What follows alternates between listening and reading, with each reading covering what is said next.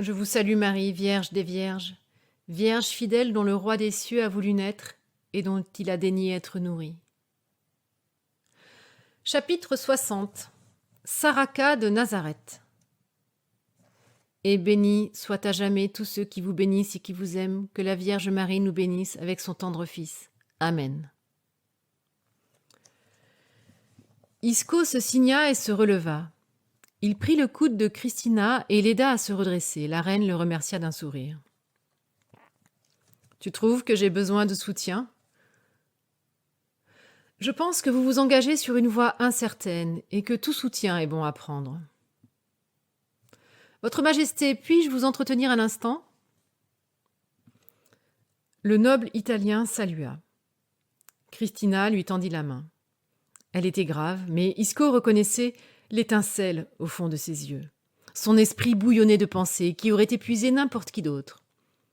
Ils se retirèrent à l'autre bout de la pièce, où Bonifacio Ponginibio se pencha sur Christina, comme s'il la confessait. Un autre Italien, Lucio Bonanni, veillait sur eux, s'assurant que leur intimité soit respectée.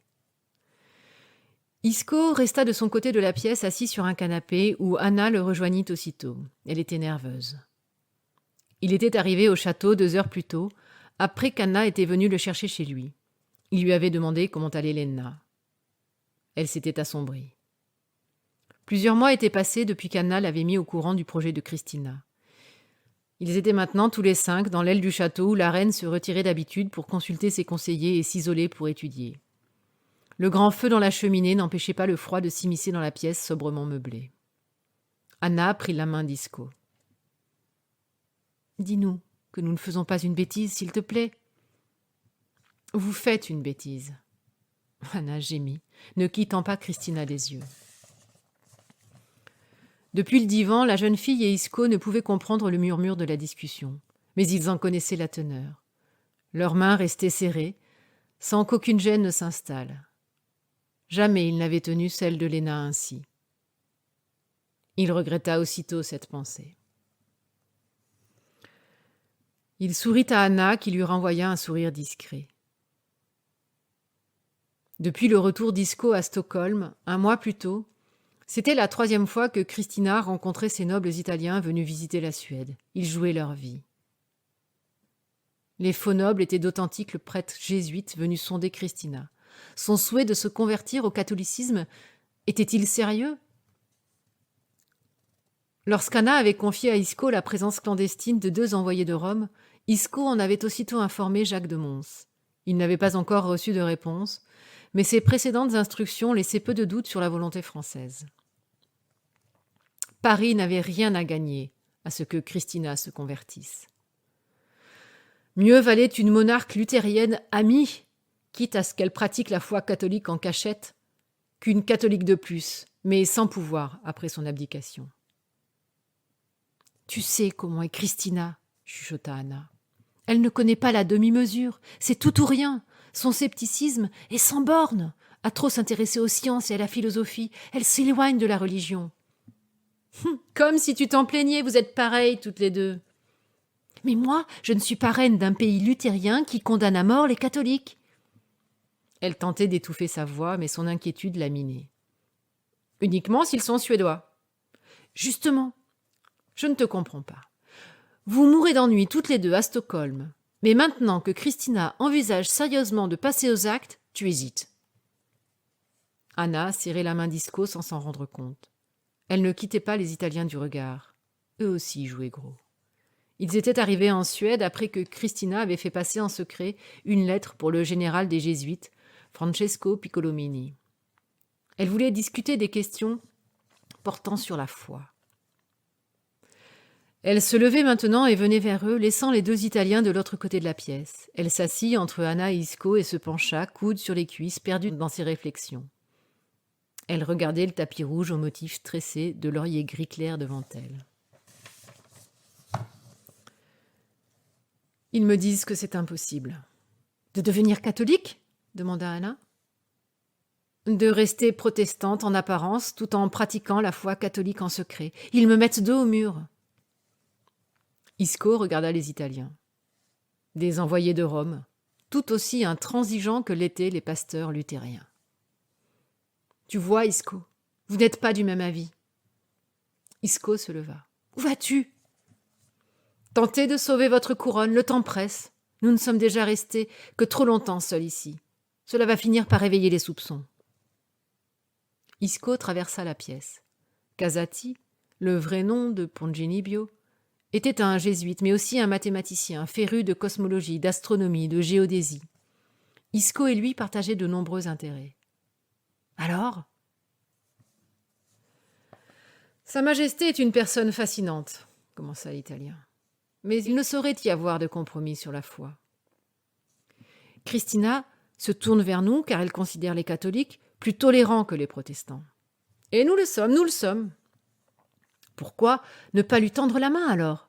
Elle est une alliée de la France, une amie. Vous êtes bien conscient que la convertir reviendrait à lui interdire de régner, elle serait remplacée par un monarque pro-allemand. Vous êtes prêt à prendre ce risque ? Je comprends votre point de vue, sourit Casati avec un air gêné. Mais Christina est un esprit libre, très libre. Elle doute des miracles de la Bible. C'est embêtant. Je sais. Et elle se demande si cette histoire de jugement dernier n'est qu'une fable. Mais ne pensez-vous pas que nous avons plus besoin de croyances éclairées que d'obscures grenouilles de bénitiers bornées ? Le père Casati regarda Isco d'un air suspicieux. Ne mêlez pas les bénitiers à cela. Nous répondons à ses doutes par nos doutes. Elle doute des miracles de la Bible ? Je vous disais que c'était embêtant. Mais ce n'est rien de plus qu'embêtant. Sa démarche est sincère, son regard lumineux, sa soif de savoir et de comprendre intarissable. Si elle pratiquait le catholicisme en secret, elle serait malheureuse, et elle ne pourrait que porter tort à la vraie foi, au lieu de s'épanouir avec elle et de lui apporter tout son allant. On frappa à la porte. Anna se précipita. « Sa Majesté a bientôt fini !» cria la jeune fille sans ouvrir. Elle s'adossa à la porte, portant sa main droite sur son cœur. Elle respirait fortement, jetant un regard pressé à Isco. Christina fixait toujours le tapis. L'autre jésuite, qui n'avait toujours pas ouvert la bouche, s'approchait de Casati et d'Isco. « Les luthériens avancent leurs pions, » continua Isco, « mais ils se sentent encore fragiles. Ils sont face à des difficultés, en Laponie notamment. »« Qu'avez-vous vu ?» demanda vivement le père Francesco Malines.